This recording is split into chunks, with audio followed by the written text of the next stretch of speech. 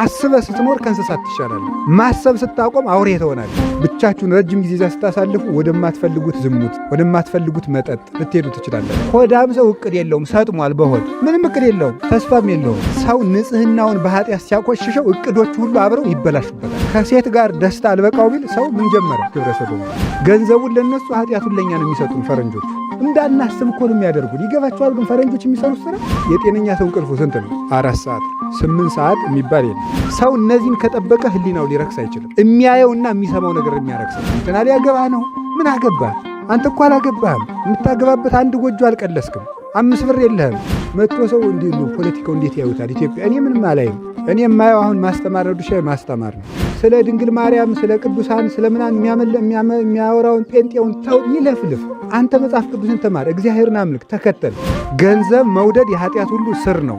ሳትይዘው ስቀር ደግሞ ባሪያ ያረጋል። ታዋቂ ሰው መሆን ካቃተው ታዋቂ ሰው ይሰደባል።